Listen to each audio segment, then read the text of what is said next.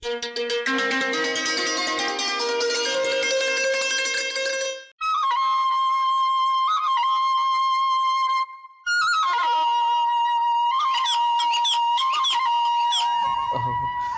Height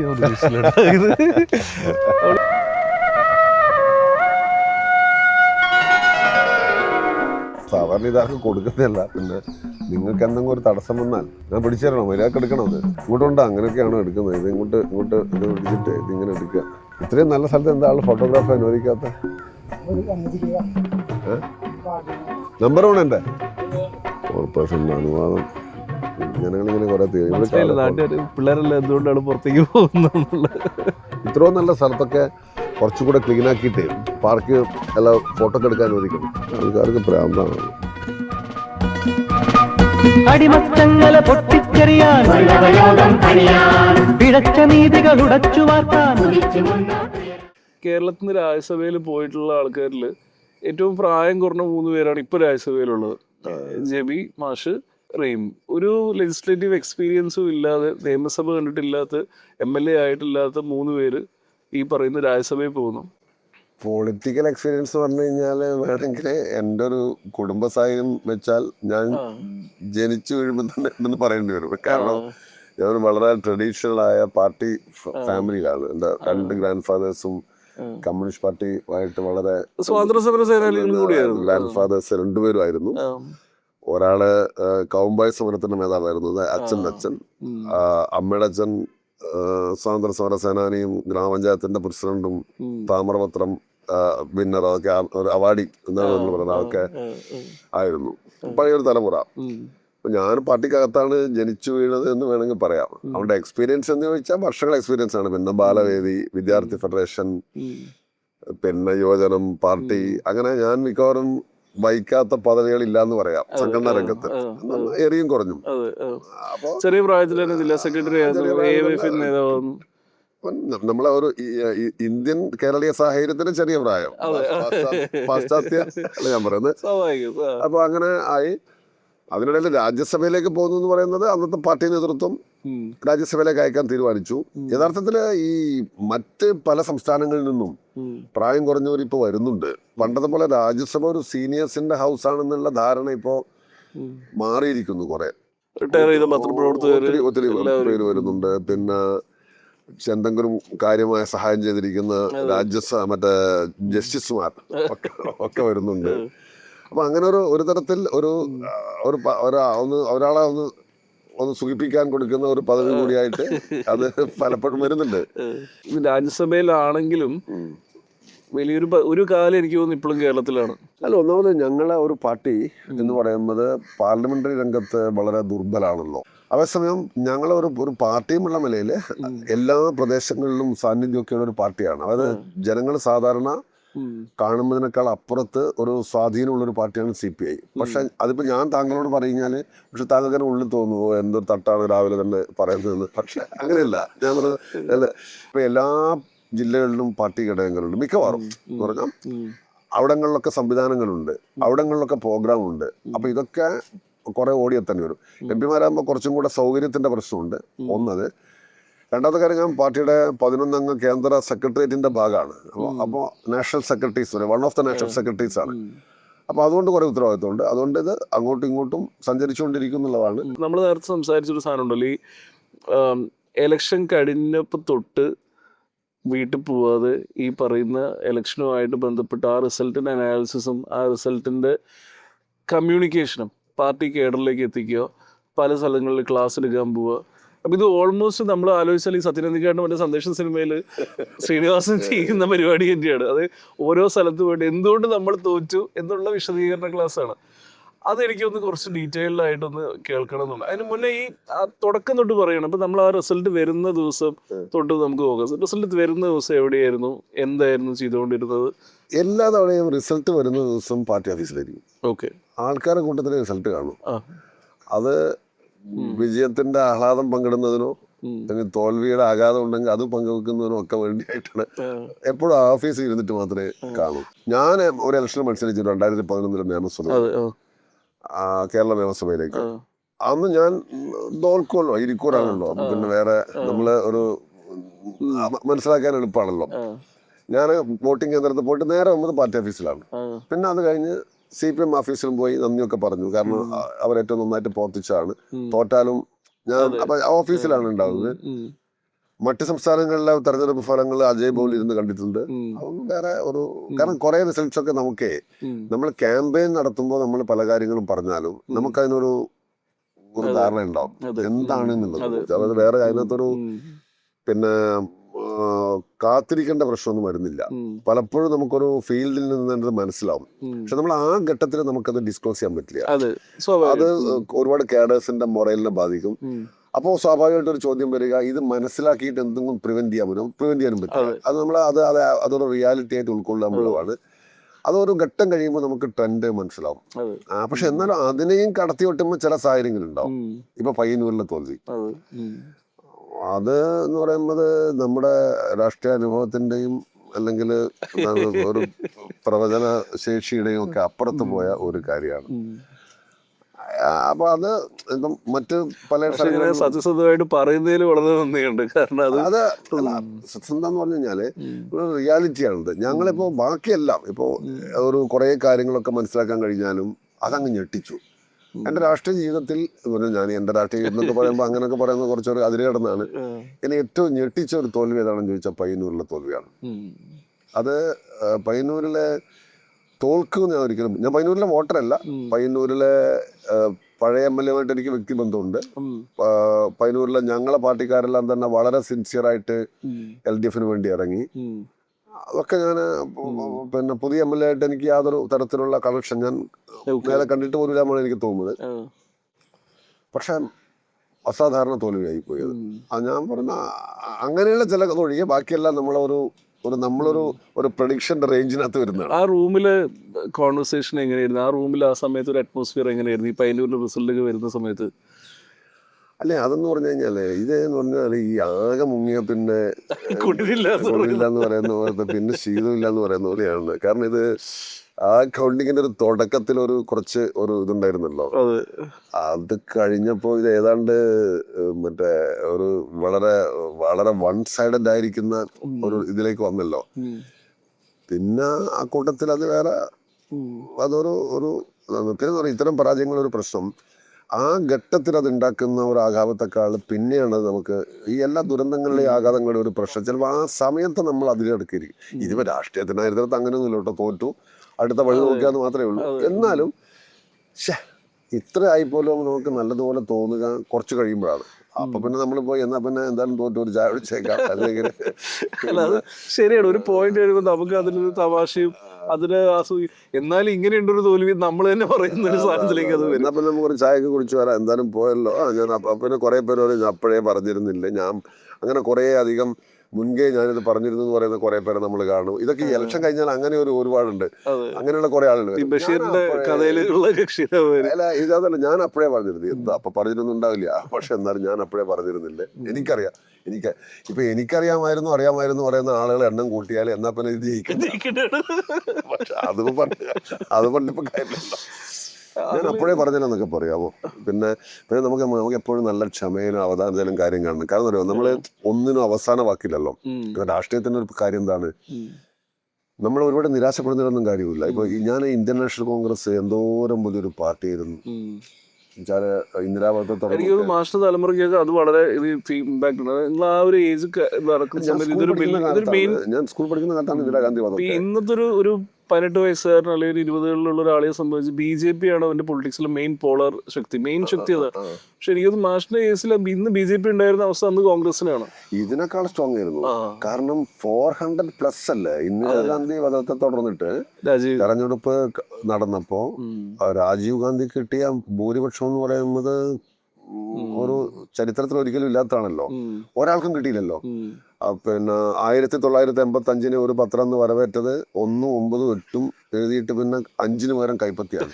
അപ്പൊ അത്ര റിസൗണ്ടിങ് victory എന്നൊക്കെ പറയാവുന്നതാണ്. അപ്പൊ വിചാരിച്ചു ഇത് ഏതാണ്ട് ലോകം അടയപ്പെട്ട അങ്ങനെ തോന്നില്ല നമുക്ക്, ഇത് കഴിഞ്ഞു ഇനിയിപ്പോ രക്ഷയില്ല എന്ന് തോന്നുന്ന പോലെയാണ്. പക്ഷെ മാറിയല്ലോ.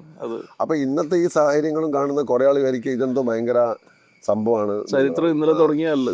അപ്പൊ അത് പക്ഷെ ഇപ്പോഴത്തെ ഒരു പ്രശ്നങ്ങൾ ഇപ്പൊ ഇൻസ്റ്റിറ്റ്യൂഷൻസിനെ അതിഭയങ്കരമായിട്ട് ക്യാപ്ചർ ചെയ്യുന്നില്ലാണ്. ഇതൊക്കെ പണ്ടും ഉണ്ടായിരുന്ന കാര്യങ്ങൾ. ഞാൻ ഈ എമർജൻസിയുടെ പുസ്തകങ്ങൾ ഇപ്പോൾ ഈ അടുത്ത കാലത്ത് 25-ാം വർഷത്തിൽ കുറേ ഈ പറയുന്ന എമർജൻസി പുസ്തകങ്ങൾ വന്നപ്പോൾ ഞാൻ ആലോചിക്കരുത് എന്തോരം ഈ ഇൻസ്റ്റിറ്റ്യൂഷൻ ക്യാപ്ചർ ചെയ്യാന്ന് പറഞ്ഞാൽ നമ്മൾ ഇന്ന് കുറച്ചുകൂടി ഒരു ലോ അബൈഡിങ് സൊസൈറ്റി ആയിട്ട് നമ്മൾ മാറിയിട്ടുണ്ട്. കുറേ കൂടി ഒരു ലോ ആൻഡ് ഓർഡർ ഉണ്ട്. ഇതിൻ്റെ ഒരു ഭീകരാവസ്ഥ ഉണ്ടായിരുന്ന കാലത്ത് ഒരു ഓൾ എൻകംപൻസിങ് ഓൾ പവർഫുൾ ആയ ഒരു പാർട്ടിക്ക് ചെയ്യാമായിരുന്ന തോന്നിയവാസങ്ങളുടെ എല്ലാം കഥ എമർജൻസിയിലെ പുസ്തകങ്ങളിൽ ഇപ്പം നമ്മൾ കാണുന്നുണ്ട്. ഞാൻ പറയാൻ വന്നതല്ല, ഈ ഇലക്ഷൻ്റെ ഈ ദിവസത്തിൻ്റെ ഇന്നത്തെ ഇത് പറഞ്ഞില്ല, അത് കഴിഞ്ഞിട്ട് പിറ്റേ ദിവസമൊക്കെ എന്താ സംഭവിക്കുന്നത്. പിന്നെ ഇത് നമ്മൾ സിങ്കിൻ ചെയ്യുന്നൊരു പീരീഡ് ഉണ്ടല്ലോ. ഞങ്ങളെപ്പോഴും ഒരു പാർട്ടിക്ക് എന്ന് പറയുന്നത് അങ്ങനെ തോൽവിയുടെ പുറത്തൊന്നും അങ്ങനെ വലിയ ടെൻഷൻ ഉണ്ടാവില്ല. പക്ഷെ നമുക്കെന്ന് പറഞ്ഞാൽ ചില കാര്യങ്ങളൊക്കെ അതായത് കുറച്ചും കൂടെ അത് ചെയ്തിരുന്നെങ്കിൽ, അങ്ങനെയാണല്ലോ പലപ്പോഴും. ഇപ്പൊ ഒരു നല്ലതുപോലെ തോറ്റാ പ്രശ്നമില്ല, ചെറിയ ചില മാർജിനൊക്കെ തോക്കുമ്പോൾ അതൊരു ശ്രദ്ധക്കുറവിന്റെ പ്രശ്നമായല്ലോ എന്നുള്ള ടെൻഷൻ ഉണ്ടാവും. അത് നേതാക്കന്മാർക്ക് കുറച്ച് കൂടും. പിന്നെ നമ്മൾ വളരെ പെട്ടെന്ന് ഈ നോർമൽസിലൊക്കെ തിരിച്ചു വരും എന്ന് പറഞ്ഞാൽ തോറ്റു, ഇനിയിപ്പോൾ അടുത്ത വഴി നമ്മൾ നോക്കുക എംസിയിലേക്ക്. പക്ഷേ എല്ലാ പാർട്ടിക്കും ഒരു നിയതമായ ഒരു ചട്ടക്കൂട് ഉണ്ടല്ലോ. ഒരു ഇലക്ഷൻ കഴിഞ്ഞാൽ ഇന്ന പ്രോഗ്രാമുകൾ, ഇപ്പൊ കമ്മിറ്റികൾ, ഇപ്പൊ ലെഫ്റ്റ് പാർട്ടികളെ സമയത്ത് കമ്മിറ്റികളാണ് എല്ലാം. കമ്മിറ്റികൾ കൂടി ജീവിതം അവസാനിക്കുന്ന നേതാക്കന്മാരുണ്ട്. എല്ലാ ദിവസവും കമ്മിറ്റി, എല്ലാ ദിവസവും ഈ 2 കമ്മിറ്റി, അതിന്റെ ചായ, അതിന്റെ വരുന്ന ലയബിലിറ്റീസ്, ഇതിങ്ങനെ പോകുന്നൊരു ലൈഫ് ഉണ്ടല്ലോ.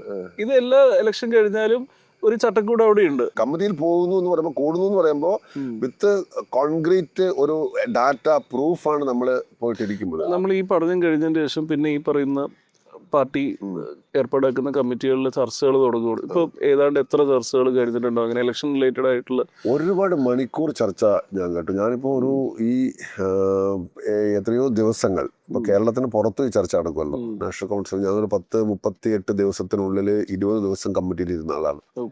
20 ദിവസം പല കമ്മിറ്റികൾ, അത് കേരളത്തിന്റെ മാത്രമല്ല ഓൾ ഇന്ത്യ ലെവലുള്ള കമ്മിറ്റിയിലൊക്കെ നമ്മൾ ഇരുന്നതാണ്. പക്ഷേ നമ്മൾ ക്ഷമാപൂർവ്വം കമ്മിറ്റിയിൽ ഇരിക്കുക, ആളുകളുടെ വ്യൂ ആണ് അത് പറയുക. ചിലപ്പോൾ നമുക്ക് പാർട്ടിക്കാരാണെങ്കിലും ഈ പറയുന്നതിനകത്തൊന്നും ഒരു ലോജിക്ക് ഇല്ലല്ലോ എന്ന് പറയും. പിന്നെ നമ്മള് അത് പക്ഷെ ഞാൻ താങ്കളോട് അങ്ങനെ തുറന്നു പറയുന്നത് നമ്മൾ അവരോട് അത് പറയാൻ പറ്റില്ല, കാരണം അവരുടെ ഒരു കൺവിക്ഷനാണ് അത്. അല്ല, ചിലപ്പോൾ വളരെ ലോജിക്ക് ഇതായിട്ടിപ്പോൾ ഉദാഹരണം എന്ന് പറഞ്ഞു കഴിഞ്ഞാൽ ഓരോ വളരെ അർത്ഥശൂന്യമായിരിക്കുന്ന ചില കാര്യങ്ങൾ ആളുകൾ അത് പറയും.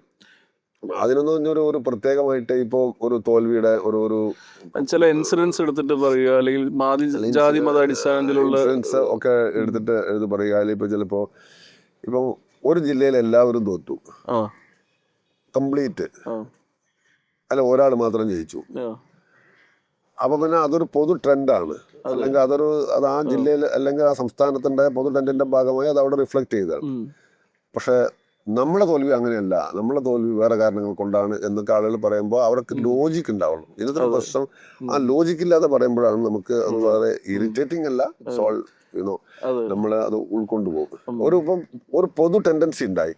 ആ ടെൻഡൻസി എന്ന് പറയുമ്പോൾ എല്ലാവരെയും ബാധിക്കുമല്ലോ. ഇപ്പൊ ഇവിടെ മഴ പെയ്ത് കഴിഞ്ഞാൽ നമ്മളെല്ലാരെയും ബാധിക്കുന്നത്. ഇപ്പൊ ഞാൻ മാത്രം പിന്നെ നിങ്ങൾക്ക് നനയാതെ രക്ഷപ്പെടാമായിരുന്നു എന്ന് പറയുന്നതിനകത്ത് ചിലപ്പോൾ കാര്യം ഉണ്ടാവില്ല.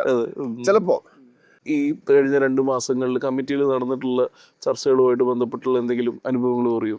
ഇന്ത്യൻ ലെഫ്റ്റിന്റെ വ്യൂ പറയാൻ പറ്റുന്ന ഒരു മുഖ്യമന്ത്രിയും ഇല്ലാതായിരിക്കുന്നു എന്ന് പറയുന്നത് വളരെ ബുദ്ധിമുട്ടുള്ള ഒരു കാര്യമാണ്. അപ്പൊ അതിൽ ധാരാളം മനമെടുത്ത ആളുകളുണ്ട്. പ്രത്യേകിച്ച് ഈ 90-കൾക്ക് ശേഷം ലെഫ്റ്റിന് ഒരു ഡിക്ലൈൻ ഉണ്ടായി. സാധാരണ ജനവിഭാഗങ്ങൾ പാർശ്വവൽക്കരിച്ചപ്പോൾ തന്നെ അതോടൊപ്പം തന്നെ ലെഫ്റ്റും പാർശ്വവൽക്കരിക്കപ്പെട്ടു. അവരെ പ്രതിനിധീകരിക്കുന്ന പ്രസ്ഥാനങ്ങളെ ഒരു ഗ്രാജുവൽ ഒരു ഡിക്ലൈനുള്ള വാക്കല്ല, ഒരു പുറകോട്ട് പോക്ക് നമുക്ക് കാണാൻ സാധിക്കും. അതിൻ്റെ ഒരു കൾമിനേഷൻ കണക്കെ ഈ ഘട്ടത്തിൽ ഇപ്പം മുഖ്യമന്ത്രി ഇല്ലാതായി എന്ന് പറയുന്നത് വളരെ ആളുകൾക്ക്, മുഖ്യമന്ത്രി എന്ന് പറഞ്ഞാൽ ഹൂവറിറ്റീസ് ഒരു ഗവൺമെന്റ് ഇല്ലാതായി എന്ന് പറയുമ്പോൾ ഇതിൻ്റെ ബുദ്ധിമുട്ടുണ്ട്. പക്ഷെ അതുകൊണ്ടിപ്പം വേറെ അങ്ങനെ അത് അതിജീവിക്കില്ല എന്നല്ല ഞാൻ പറയുന്നത്. അപ്പം അതുകൊണ്ട് ചർച്ചകളിൽ കുറേ വൈകാരിക അംശങ്ങൾ ഉണ്ടാവും, ആളുകളത് പറയും. പിന്നെ ഒരു കാര്യമുണ്ട്, എപ്പോഴും നമുക്ക് ഒരു കാരണം കണ്ടെത്താൻ ആളുകൾക്ക് വലിയ ആഗ്രഹം ഉണ്ടാവും. എന്തിനകത്തും ഒരാളെ ബ്ലെയിം ചെയ്യാനോ ഒരു കാരണം കണ്ടെത്തുക. കാരണം ആ കാരണം എന്തായിരുന്നാലും ആ കാരണം എന്ന് പറയുന്നത് അത് മനുഷ്യ സഹജം കൂടിയാണ്. അപ്പോൾ സ്വാഭാവികമായിട്ടും ഏത് തെരഞ്ഞെടുപ്പ് പരാജയത്തിന്റെയും പുറകില് കാരണങ്ങളിലേക്ക് പോവുക ലീഡർഷിപ്പാണ്. രാഷ്ട്രീയ സാഹചര്യങ്ങൾ ഒക്കെ അതിജീവിക്കാൻ ലീഡർഷിപ്പിന് കഴിയണമായിരുന്നു, മുൻകൂട്ടി കണ്ടില്ല, അങ്ങനെ അതൊക്കെ വരുമല്ലോ. അപ്പോൾ ആ ലീഡർഷിപ്പ് ധാരാളം വർത്തമാനം കേൾക്കും, നിശിതമായ വിമർശനം കേൾക്കും. പക്ഷെ അത് നിങ്ങൾ ലീഡർ ആയിരിക്കുന്നതുകൊണ്ടാണ്, നിങ്ങൾ അല്ലെങ്കിൽ പിന്നെ കേൾക്കേണ്ട കാര്യമില്ല.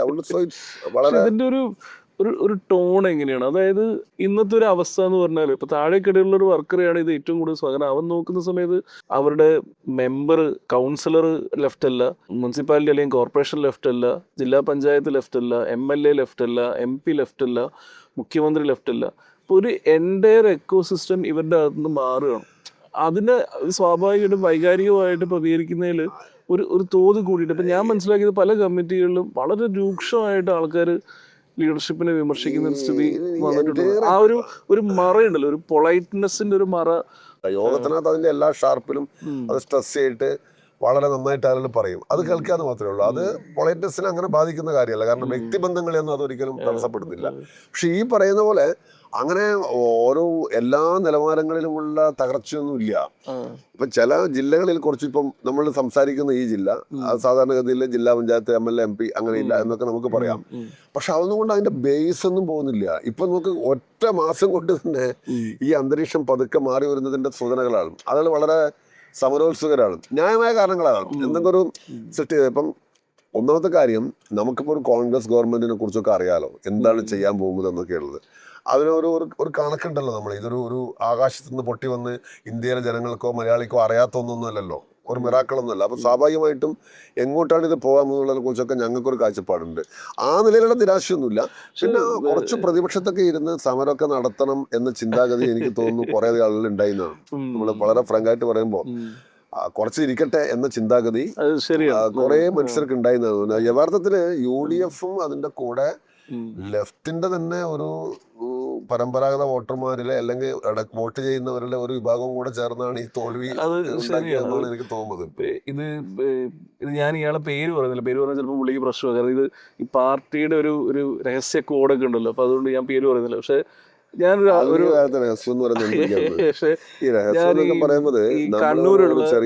കണ്ണൂരുള്ള ഒരു ലോക്കൽ കമ്മിറ്റി ഈ അജണ്ട എഴുതുന്ന പുസ്തകം ഉണ്ടല്ലോ, റിപ്പോർട്ടൊക്കെ എഴുതുന്ന പുസ്തകം ഉണ്ടല്ലോ, അത് ഞാൻ വായിച്ചു നോക്കുമായിരുന്നു.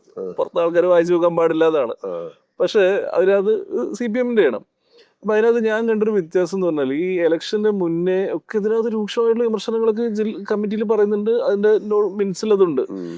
ഇലക്ഷന് ശേഷമുള്ള മിനിറ്റ്സ് കുറേയും കൂടി ഭയങ്കര. അപ്പൊ ഞാനാലോചിച്ച് ഇത് ഇത്രയും രൂക്ഷമാണ് ഈ മിനിറ്റ്സിൽ എഴുതിയ സാധനം, അത് എഴുതി വെക്കാൻ പറ്റുന്ന സാധനമേ മിനിറ്റ്സിൽ എഴുതുന്നുള്ളൂ. അത് അത്രയും രൂക്ഷമാണെങ്കിൽ അവിടെ വാഗൊണ്ട് പറഞ്ഞത് അതിലും വലുതായിരിക്കും എന്നുള്ളൊരു സാധനമുണ്ട്. അത് കണ്ണൂരൊക്കെ അത് ഭീകരമായിട്ട് ആൾക്കാർ ഒരു രോഷപ്രകടനം പാർട്ടിക്കകത്തുള്ള പോലെ നമുക്കിപ്പോൾ ഫീൽ ചെയ്യുന്നുണ്ട്. അത് സ്വാഭാവികമാണ്. കാരണം ഞാൻ നോക്കുന്ന സമയത്ത് ജനിച്ചപ്പോൾ മുതൽ പ്രകാശ് നേരത്തെ പറഞ്ഞ പോലെ പാർട്ടിക്കാർ ജയിക്കുന്ന മണ്ഡലങ്ങളും എത്രയോ വർഷങ്ങളായിട്ട് പാർട്ടിക്കാരല്ലാതെ വേറെ ആരും ജയിച്ചിട്ടില്ലാത്ത മണ്ഡലങ്ങൾ, നമ്മുടെ സ്വന്തം എന്ന് നമ്മൾ കരുതുന്ന ആൾക്കാർ നമ്മളെ പിന്നെന്ന് കുത്തുമ്പോൾ ഉള്ള ഒരു സങ്കടവും ഒരു രോഷവും ഒക്കെ പാർട്ടിക്കാരുടെ വ്യാപകമായിട്ട് കണ്ണൂർ കാസർഗോഡ് ജില്ലയിലുള്ളവർ തോന്നിയിട്ടുണ്ട്.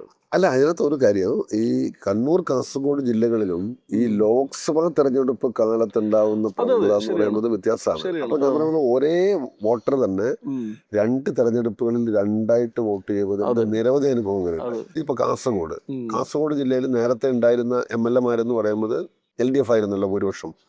തൃക്കരിപ്പൂരായിരുന്നു, കാഞ്ഞങ്ങാടായിരുന്നു. കാഞ്ഞങ്ങാട് ഇപ്പോഴുമാണ്, കല്യാശ്ശേരി, പയ്യന്നൂരൊക്കെ ആണല്ലോ പഴയതെന്ന് ഞാൻ പറഞ്ഞത്. പക്ഷെ ലോക്സഭാ തെരഞ്ഞെടുപ്പിൽ രാജ്മോഹൻ ഉണ്ണിത്താനാണ് സാമാന്യം നല്ല ഭൂരിപക്ഷത്തിൽ ജയിക്കുന്നത്.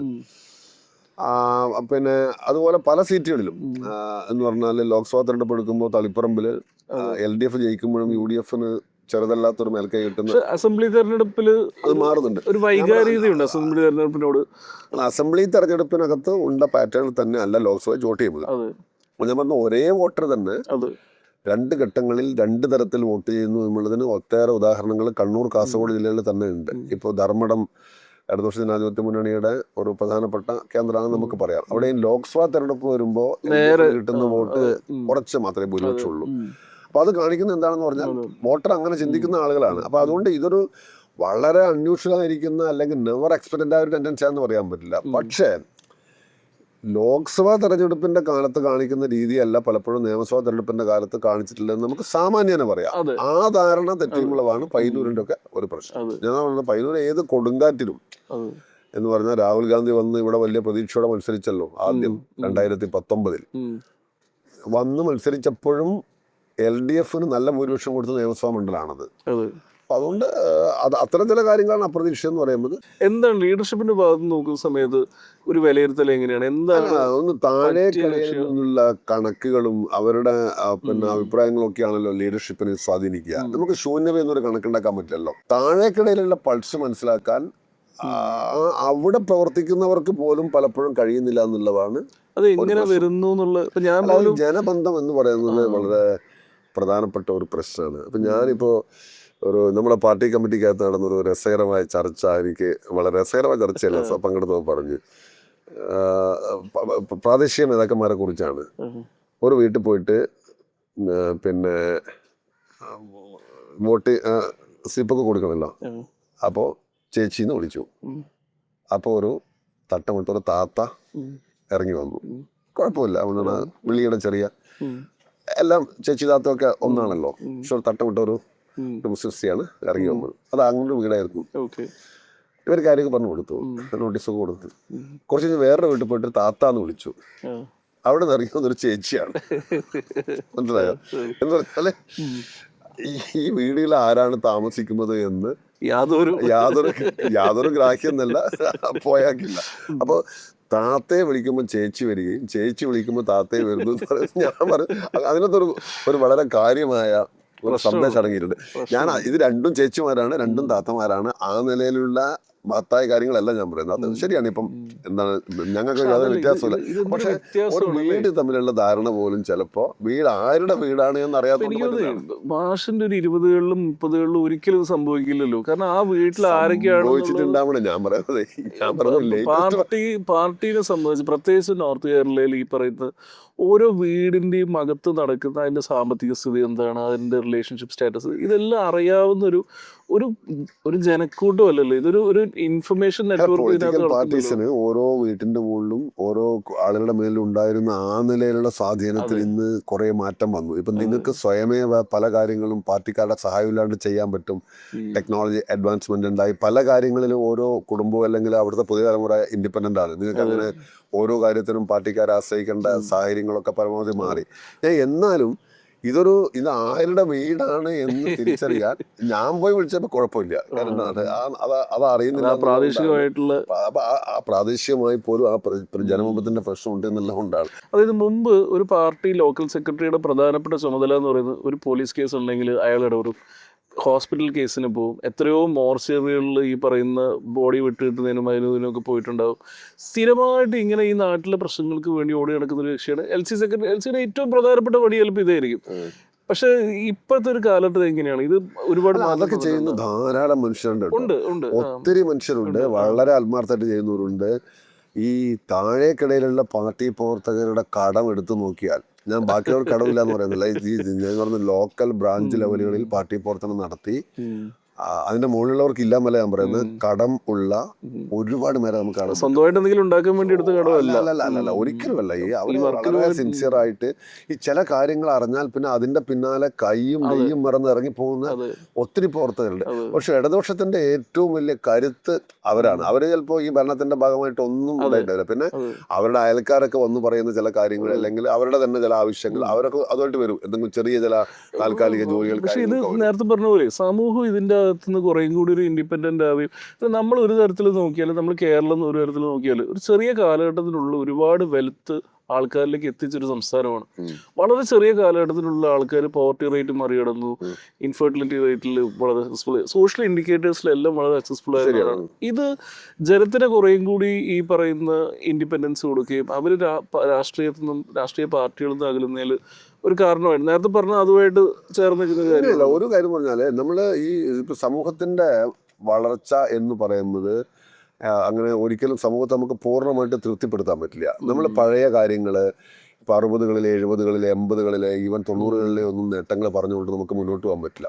വളരെ എക്സ്പെറൻ്റ് ആയിരിക്കുന്ന ഒരു തലമുറയിലെ വളർന്നു വരുന്നത്. അപ്പം അതിനോട് ഒരു രാഷ്ട്രീയ പ്രസ്ഥാനത്തിന് അല്ലെങ്കിൽ അതൊരു മുന്നണിക്ക് എത്രമാത്രം അത് അഡാപ്റ്റ് ചെയ്ത് പോകാൻ പറ്റുന്നതാണ് ഏറ്റവും പ്രധാനപ്പെട്ട പ്രശ്നം. നമ്മൾ ഭൂതകാലത്തിൽ അഭിരമിച്ചത് കൊണ്ടൊന്നും കാര്യമില്ല. ഭൂതകാലം നമുക്ക് അത് സന്തോഷകരമാണ് അല്ലെങ്കിൽ പ്രചോദനം ഉൾക്കൊള്ളണം. പക്ഷെ എപ്പോഴും നമ്മൾ ആ പഴയ കഥകളോ ചരിത്രമോ ഒന്നും പറഞ്ഞുകൊണ്ടൊന്നും കാര്യമില്ല. കാരണം വളരെ ഫാസ്റ്റ് മൂവിങ് ആ ലോകത്താണ് നമ്മൾ നിൽക്കുന്നത്. ആ ഗ്യാപ്പ് ലോകത്തിന്റെ ഫീൽ ചെയ്യുന്നുണ്ട്. ഏത് ഭാഗത്തുമുള്ള സൗകര്യങ്ങൾ ഇവിടെ ലഭ്യമാണെന്ന് ആഗ്രഹിക്കുന്ന ഒരു തലമുറ ഉണ്ടാകുന്നു. അവർക്ക് നിങ്ങൾ കുറെ പൊളിറ്റിക്കൽ ഡോക്യുമെന്റ് കൊണ്ടോ അങ്ങനെ എന്തോ കൺവിൻസ് ചെയ്യാൻ ശ്രമിച്ചുകൊണ്ടോ സത്യമാണ് നിങ്ങൾ കുറെ അത് നിങ്ങളുടെ നാട്ടിലും കൂടെ എങ്ങനെ വരാൻ പറ്റും. യങ്സ്റ്റേഴ്സിന് വേണ്ടി മാത്രമായി അതിന് നല്ല പ്രൊജക്ഷൻ കൊടുക്കണം, പ്രാമുഖ്യം കൊടുക്കണം, പുതിയ അവന്യൂസ് ഉണ്ടാക്കണം, ഒക്കെ ശരിയാണ്. അതേസമയം വളരെ ടീമിങ് ഒരു മില്യൺസ് ആണ് നമ്മുടെ ഈ എക്സ്പീരിയൻസ്ഡ് ആയിരിക്കുമ്പോൾ തലമുറ എന്ന് പറയുന്നത്. അപ്പോൾ അവരുടെ താല്പര്യങ്ങളും കൂടെ നമ്മൾ കണക്കിലെടുക്കേണ്ടി വരും. അപ്പോൾ പല ക്ഷേമ പ്രവർത്തനങ്ങൾക്ക്, പെൻഷനുകൾക്ക്, സ്കീമുകൾക്കൊക്കെ നമ്മൾ മുൻകൈ കൊടുക്കേണ്ടി വരും. അപ്പോൾ അത് കേരളത്തിനും ഉള്ളൊരു ഒരു വലിയ പ്രത്യേകതയാണ്. ഈ ഏറ്റവും കൂടുതൽ ഒരു സമൂഹം, ഒരു ഗവൺമെൻറ് കെയർ ചെയ്യുന്ന ഒരു സൊസൈറ്റിയാണ് കേരളത്തിൻ്റെത്. പല സംസ്ഥാനങ്ങളിലൊന്നും ഇത്തരത്തിലുള്ള സംവിധാനങ്ങളില്ല. നിങ്ങൾ ഒരു അവസ്ഥയൊക്കെ അറിയണമെങ്കിൽ ഡൽഹിയിലെ എയിംസിലൊക്കെ ഒന്ന് പോയി നോക്കിയാൽ മതി. ഇന്ത്യയിലെ ഏറ്റവും പ്രശസ്തമായ ഇൻസ്റ്റിറ്റ്യൂഷൻ ആണല്ലോ. എന്താണ് ഒരു സ്ട്രീറ്റിനെ ഞാൻ ചെറുതാക്കി പറയുന്നില്ല, സ്ട്രീറ്റിനേക്കാൾ മോശപ്പെട്ട അവസ്ഥയാണ് അതിൻ്റെ പലയിടത്തും. ആർക്കും ആരുടെ കാര്യത്തിനകത്തും ഒരിതില്ല. നിങ്ങൾ സർവൈവ് ചെയ്താലായി എന്ന് മാത്രമാണ്. ഇലക്ഷൻ ഇതിലേക്ക് തിരിച്ചു വരികയാണെങ്കിൽ ഞാൻ അതിൽ 1-2 സാധനം കൂടി എനിക്ക് അറിയാൻ വേണ്ടിയിട്ടാണ്. അത് പലപ്പോഴും താഴേക്കിടയിലുള്ള ആൾക്കാർ പല ക്രിട്ടിക്കൽ ആയിട്ടുള്ള കാര്യങ്ങൾ റേസ് ചെയ്യുന്ന കാണാറുണ്ട്. പക്ഷെ ലീഡർഷിപ്പിൽ നിന്ന് പലപ്പോഴും ചിലപ്പോഴെങ്കിലും ഈ ജനങ്ങളെ കുറ്റപ്പെടുത്തും. ഇപ്പം പണ്ട് അമേരിക്കയിൽ ഈ സാധനം ഉണ്ടായിരുന്നു. ഈ ട്രംപ് ജയിച്ച സമയത്ത് അവിടെ ഈ പറയുന്ന ലിബറൽസ് എല്ലാവരും ജനങ്ങളെ കുറ്റപ്പെടുത്താൻ തുടങ്ങി. ജനങ്ങൾ വളരെ മണ്ടന്മാരായതുകൊണ്ട് ജനങ്ങൾക്ക് എന്താണ് വേണ്ടതെന്ന് അവർക്ക് അറിയില്ല എന്ന രീതിയിൽ ഉള്ളൊരു കുറ്റപ്പെടുത്തൽ. അങ്ങനെ ഒരു സാധനം ഫേസ് ചെയ്യുന്നുണ്ടോ? അങ്ങനെ ഒരു ഇത് തോന്നുന്നുണ്ടോ? അല്ല, പിന്നെ ആ നിലയിലല്ല. നമ്മൾ ഒരു കാര്യത്തെ വളരെ കൃത്യമായി അനലൈസ് ചെയ്യുമ്പോൾ ജനങ്ങളെ കുറ്റപ്പെടുത്തലല്ല, ജനങ്ങൾ തെറ്റിദ്ധാരണക്ക് നല്ലതുപോലെ വിധേയമാവുന്നുണ്ടെന്നുള്ളതിൻ്റെ ഒട്ടേറെ ഉദാഹരണങ്ങൾ കാണാൻ സാധിക്കും. ഇപ്പം നമ്മൾ കേരളത്തിൻ്റെ തന്നെ ഉദാഹരണം എടുത്താൽ, ഇപ്പം മോഡിഫിക്കേഷൻ വാഹനങ്ങളുടെ ഒരു വലിയ കാര്യം പോലെ അവതരിപ്പിച്ചു കേരളത്തിൽ. പക്ഷെ അത് ആ നിലയിൽ ഇപ്പോൾ മറ്റേ ചുവന്ന ഷീറ്റ് ഒട്ടിക്കണോ പച്ച ഷീറ്റ് ഒട്ടിക്കണോ എന്നൊക്കെ ചോദിച്ചു കഴിഞ്ഞാൽ നമുക്ക് വേണമെങ്കിൽ ഒപ്പിക്കാന്ന് വെച്ചോ. പക്ഷേ അങ്ങനെ മോഡിഫിക്കേഷൻ പറയുന്നത് എളുപ്പമുള്ളൊരു കാര്യമല്ല സാധാരണഗതിയിൽ. അപ്പോൾ അത് പക്ഷേങ്കിൽ പിന്നെ എന്ന നിലയിൽ പറഞ്ഞിട്ട് പിന്നെ അപ്പോൾ അതിനകത്ത് കുറേ പേർ ആകർഷിക്കപ്പെടുന്നുണ്ടാവാം. അപ്പം ഞാൻ അവർ തെറ്റിദ്ധരിക്കപ്പെടും, അവരെ മിസ്ലീഡ് ചെയ്യും. അത് ഈ ജനത്തിൻ്റെ കുറവായിട്ടല്ല ഞാൻ കാണുന്നത്. അത് ആ ഒരു നെറേറ്റീവ് സൃഷ്ടിക്കുന്ന നേതാക്കന്മാരും ആ നെറേറ്റീവിന് ഭയങ്കരമായ പ്രൊജക്ഷൻ കൊടുക്കുന്ന മാധ്യമങ്ങളും അതിനകത്ത് വലിയൊരു ഉത്തരവാദികളാണ്. പക്ഷെ ഇതൊരു ലിബറൽ, ഞാനതൊന്ന് പുഷ് ചെയ്തോട്ടെ. അതായത് ഇതൊരു ലിബറൽ ധാരണയല്ലേ. അതായത് ജനത്തിന് അറിയില്ല, അല്ലെങ്കിൽ ഇപ്പം ഈ പറഞ്ഞ എക്സാമ്പിൾ എടുക്കുന്നത് വളരെ ചെറിയൊരു എക്സാമ്പിളാണ് ഈ വാഹനങ്ങളുടെ മോഡിഫിക്കേഷൻ. പക്ഷെ അത് താല്പര്യമുള്ള വലിയൊരു യുവതലമുറ ഇവിടെയുണ്ട്. അതിലൊരു രാഷ്ട്രീയക്കാരെ ടാപ്പ് ചെയ്യാൻ പറ്റുന്നുണ്ടെങ്കിൽ അതിലത്തെ തെറ്റ്.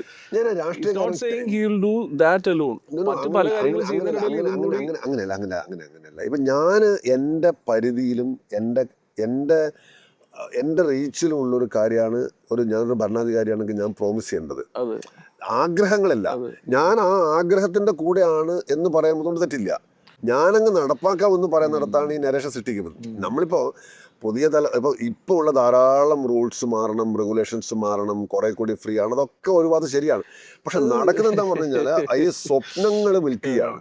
ഈ സ്വപ്നങ്ങൾ വിൽക്കുമ്പോൾ ഇത് പിന്നെ ഇങ്ങനെ കൊടുക്കുന്നത് ഇവർക്ക് ഡെലിവറി ചെയ്യാൻ കഴിയാത്തൊരു കാര്യമാണെന്ന് അറിഞ്ഞുകൊണ്ട് തന്നെ താൽക്കാലിക ലാഭത്തിന് വേണ്ടി ഉണ്ടാക്കുന്നതാണ്. പക്ഷെ ഇങ്ങനെ സംസാരിക്കുന്ന സമയത്ത് ഈ ചെറുപ്പക്കാരായിട്ടുള്ള ആൾക്കാർ ഒരു വലിയ പരിധി വരെ പാർട്ടിയുമായിട്ട് യാതൊരു ബന്ധവുമില്ലാതെ വളർന്നു വന്നിട്ടുള്ള പുതിയ തലമുറയിലെ ചെറുപ്പക്കാർ കമ്മിറ്റികളിൽ പങ്കെടുത്തിട്ടില്ല, ഒരു സമരത്തിൽ പങ്കെടുത്തിട്ടില്ല, അവരെ ഇതിലേക്ക് കൊണ്ടുവരാൻ എന്തെങ്കിലും തരത്തിലുള്ള ഒരു പ്ലാനിങ് വേണ്ടേ? ഒരു കാര്യം എന്ന് പറയുന്നത്, നമ്മളിപ്പോൾ ഈ തെരഞ്ഞെടുപ്പിന്റെ ഒരു പശ്ചാത്തലത്തിൽ മാത്രമായിട്ട് ഇടതുപക്ഷത്തിന്റെ ഭാവിയെയും കേരളത്തിന്റെ ഭാവിയെയും നമ്മൾ വിലയിരുത്തേണ്ടതില്ല. ഇത് ഒരുപാട് തെരഞ്ഞെടുപ്പുള്ളൊരു തെരഞ്ഞെടുപ്പ് നടന്നു, കുറച്ചും കൂടെ ഹ്യൂമിലിയേറ്റിംഗ് ആയ ഒരു സെറ്റ് ബാക്ക് ഉണ്ടായി എന്ന് നമ്മൾ കണക്കാക്കുന്നു. അതിന് ആ നിലയിൽ കണ്ടാൽ മതി. ഞങ്ങളെ സംബന്ധിച്ചിടത്തോളം ഞങ്ങളുടെ എല്ലാ തരത്തിലുള്ള ഭാവി പരിപാടികളും ധാരണകളും ഒക്കെ ഇതിനെ ചുറ്റിപ്പറ്റി ആക്കാൻ ആഗ്രഹിക്കുന്നില്ല. പിന്നെന്താ പറഞ്ഞു കഴിഞ്ഞാൽ, ജനങ്ങൾക്ക് നമ്മൾ ഒരു പ്രസ്ഥാനത്തിന്റെ ആവശ്യകത ബോധ്യപ്പെടുത്തലാണ് ഏറ്റവും പ്രധാനപ്പെട്ട കാര്യം. അതായത് നമ്മളിങ്ങനെ ഈ അപ്പൊ ആളുകൾ ഓട്ടോമാറ്റിക് ആയിട്ട് വരും. ഓരോ ഘട്ടത്തിലെയും പ്രശ്നങ്ങൾ എടുത്തു മാറും. ഇപ്പൊ കമ്മ്യൂണിസ്റ്റ് മൂവ്മെന്റിന്റെ ഒക്കെ പഴയ ചരിത്രം എടുക്കുമ്പോൾ എങ്ങനെയാണ് വളർന്നു വരുന്നത്? വളർന്നു വരുന്നതെന്ന് പറയുന്നത് ആളുകൾക്ക് തോന്നി ഇതാണ് ഒരു ഓൾട്ടർനേറ്റീവ് മൂവ്മെന്റ്, ഇതാണ് നല്ലത് എന്ന അവരുടെ ജീവിതാനുഭവത്തിന്റെ അടിസ്ഥാനത്തിലാണ് വരുന്നത്. താൽക്കാലികമായി ഉണ്ടാക്കുമ്പോൾ ചില നരേഷന്റെ പുറത്തൊക്കെ വരുന്നതൊക്കെ വന്നതുപോലെ പോകും. ഇപ്പൊ നമ്മുടെ ആം ആദ്മി പാർട്ടി വന്നു, വളരെ പെട്ടെന്ന് കുറെ കാര്യങ്ങൾ അവര് പറഞ്ഞു, പക്ഷെ അതിനേക്കാൾ വേഗത്തിൽ അവർ അസ്തമിക്കുന്ന സ്ഥിതി ഉണ്ടായി. ഞാനിപ്പോൾ കാണുന്ന പല മൂവ്മെന്റുകളും നമ്മൾ എല്ലാ തരത്തിലുള്ള ആ മൂവ്മെന്റുകളെ നമ്മൾ വളരെ പോസിറ്റീവായിട്ട് കാണാൻ ശ്രമിക്കണം. കാരണം ഒരു ജനങ്ങൾ അബ്സേർജാണ്. പക്ഷേ കൃത്യമായൊരു പരിപാടിയും കാര്യങ്ങളൊന്നും ഇല്ലെങ്കിൽ അത് കൊളാപ്സ് ചെയ്യപ്പെട്ടു. അത് ലോകത്തിന്റെ എല്ലാ ഭാഗത്തുള്ള അനുഭവമാണ്. ജനത്തിന് ആവശ്യമുണ്ടെങ്കിൽ സ്വാഭാവികമായിട്ട് ജനം സ്വീകരിക്കുമ്പോഴാണ്. അതിനിപ്പോൾ ഞങ്ങൾ തിരുത്തേണ്ടതായ കുറേ കാര്യങ്ങളുണ്ടാവും. ഉദാഹരണം എന്തായിരിക്കും അഡാപ്റ്റ് ചെയ്യേണ്ട കാര്യങ്ങൾ അല്ലെങ്കിൽ തിരുത്തേണ്ട കാര്യങ്ങൾ? ഇല്ല, അതിനകത്ത് തിരുത്തേണ്ട കാര്യങ്ങളിൽ ഞാൻ ഒരു ചെറിയ കാര്യം ആദ്യം പറഞ്ഞാൽ, ഒന്ന് ഇപ്പോഴും പാർട്ടിയുടെ ഗണ്യമായ ഒരു വിഭാഗത്തിന് ലീഡർഷിപ്പ് ഉൾപ്പെടെ സോഷ്യൽ മീഡിയയുടെ ഇമ്പാക്റ്റിനെ കുറിച്ചിട്ട് അങ്ങനെ മനസ്സിലായിട്ടില്ല. ഓക്കെ. അപ്പോൾ അതൊരു ഒരു ഷോക്കിംഗ് ആണ് ഒരിടത്ത്. അതായത് അത് എന്ന് പറഞ്ഞാൽ ഇപ്പോൾ ഓരോ വോട്ടറെയും സ്വാധീനിക്കാൻ കഴിയുന്ന തരത്തിലേക്ക് അത് മാറി. ചെറുപ്പക്കാരെ മാത്രമല്ല, എല്ലാ പ്രായത്തിലുള്ള എല്ലാവരെയും അത് വളരെ പ്രായം കൂടിയ മനുഷ്യരെ പോലും സ്വാധീനിക്കുന്ന തരത്തിലേക്ക് അത് വന്നു. അപ്പോൾ സോഷ്യൽ മീഡിയക്കകത്ത് വളരെ ഫലപ്രദമായി ഇടപെട്ടുകൊണ്ട് മാത്രമേ ഇനിയുള്ള കാലത്ത് നമുക്ക് മുന്നോട്ട് പോകാൻ സാധിക്കുകയുള്ളൂ. അപ്പോൾ അത് ഇപ്പോഴും ആ നിലയിൽ നമ്മളെ പരമ്പരാഗതങ്ങളായ സ്റ്റൈലിലൂടെ പോയാൽ മതി ഇലക്ഷൻ പുറത്തണമെന്ന് വിചാരിക്കുന്ന ആളുകളുണ്ട്. ഇപ്പോൾ വീട്ടിൽ നേരിട്ട് പോവുക, ആളുകളെ കാണുക, പീപ്പിൾ ടു പീപ്പിൾ, ആ കോണ്ടാക്റ്റ് ഒക്കെ ആവശ്യമാണ്. പക്ഷെ നിങ്ങളൊരു വീട്ടിൽ പോയാൽ ആ വീട്ടിൽ 4 പേരുണ്ടെങ്കിൽ നിങ്ങൾ ഗൃഹനാഥനെ കാണുന്നു, അല്ലെങ്കിൽ കുടുംബനാഥയെ കാണുന്നു, പക്ഷെ മക്കളെ കാണുന്നില്ല. മക്കൾക്ക് അച്ഛൻ്റെ അമ്മയുടെയും മക്കൾ അച്ഛൻ്റെ അമ്മയുടെ തന്നെ രാഷ്ട്രീയ ആവണം നമ്മൾ കണക്കാക്കുന്നതിനകത്ത് ഒരർത്ഥം ഇപ്പോഴത്തെ കാലത്തില്ല. ഈ പാർട്ടി കുടുംബങ്ങൾ എന്നൊക്കെ പറയുന്ന സങ്കല്പങ്ങൾക്ക് തന്നെ മാറ്റം വന്നിരിക്കും. എല്ലാവരും ഒരു പാർട്ടിയാണ് ഉണ്ടാവും. ഇപ്പം ഞാനിപ്പോ എൻ്റെ ഒക്കെ അങ്ങനെയാണ് ഞാൻ ഉറപ്പിച്ച് പറയാൻ സാധിക്കും. അത് അവരോടൊക്കെ ഇമ്പാക്ട് ചെയ്യുന്നുണ്ട്, മനസ്സിലാക്കുന്നതാണ്. പക്ഷേ അതിന് എണ്ണം നല്ലതുപോലെ കുറഞ്ഞു വരുന്നുണ്ട്. അപ്പൊ ആ കുട്ടികളെ ഒക്കെ നമുക്ക് ബോധിപ്പിക്കണമെങ്കിൽ നമുക്ക് അതിനാവശ്യമായ തരത്തിൽ നമ്മൾ കാര്യങ്ങളെ ഡെലിവറി ചെയ്യാൻ നമുക്ക് പറ്റണം, അല്ലെങ്കിൽ അവരിലേക്ക് മെസ്സേജ് എത്തിക്കാൻ പറ്റണം. അപ്പൊ അതൊന്നും നടക്കുന്നില്ല. ഒപ്പം തന്നെ രാഷ്ട്രീയ സാഹചര്യങ്ങളെല്ലാം നിശ്ചയിക്കുക. എത്ര വലിയ പ്രതികൂല സാഹചര്യത്തെയും അല്ലെങ്കിൽ എത്ര ശക്തമായ സാമ്രാജ്യത്തെയും ഇന്ന് അനങ്ങില്ല എന്ന് തോന്നുന്ന പലതിനെയും തകർക്കാൻ പറ്റും. നമുക്ക് തോന്നുകയാണ് ഇത് കഴിഞ്ഞു, ഇതൊന്നുമില്ല എന്നുള്ളത്. ഇപ്പൊ ഞാനിങ്ങനെ ഈ നമ്മളെ ഡൽഹിയിൽ BJP ഇങ്ങനെ എല്ലാവരെയും പിടിച്ചോണ്ടിരിക്കുകയാണല്ലോ. ആരാണോ ഇങ്ങനെ വളരെ വളരെ അഗ്ലി ആയിരിക്കുന്ന ഒരു സീനാണ് പൊളിറ്റിക്കൽ എന്ന് പറഞ്ഞാൽ. എല്ലാവരെയും പറഞ്ഞു. ഇപ്പൊ ഈ മനുഷ്യരൊക്കെ ഇങ്ങനെ എന്താണ് ഒരു തെരഞ്ഞെടുപ്പ് കഴിയാൻ കാത്തു നിൽക്കുന്ന ഉടനെ തന്നെ ഈ റിയൽ എസ്റ്റേറ്റ് വാല്യൂ ചെയ്യുന്ന പോലെ ഇപ്പൊ വിറ്റാൽ അധികം കിട്ടില്ല. അപ്പൊ കുറച്ച് കഴിഞ്ഞ് വിറ്റാൽ MP മിക്കവാറുള്ളൂ. ഇപ്പൊ വിറ്റ് കഴിഞ്ഞാല് എന്താ പറഞ്ഞു കഴിഞ്ഞാല് കാരണം ഒരു 2 ആഴ്ച കഴിയട്ടെ, അപ്പൊ നോക്കാം. അപ്പൊ അങ്ങനെ 2 ആഴ്ച കഴിഞ്ഞിട്ട് ഈ OLX ഇങ്ങനെ സ്വയം പരസ്യം കൊടുത്തിട്ട് ഇവരെ പോവാണ്. സത്യത്തില് യഥാർത്ഥത്തില് ഒരു ഈ ആടുമാടുകളെ വിൽക്കുന്ന ചന്തകളെ കുറിച്ചിട്ട്, പച്ചക്കറി ചന്തേനെ കുറിച്ചൊക്കെ നമ്മൾ ഇരുണ്ട് MP MLA ചന്ത എന്ന് പറയുന്ന ഒരു സംഭവം തന്നെ തുടങ്ങി. ഒരു ചന്ത തുടങ്ങി എന്നാൽ വിൽക്കാപ്പ്. അപ്പൊ അതിങ്ങനെ നടന്നുകൊണ്ടിരിക്കുകയാണ്.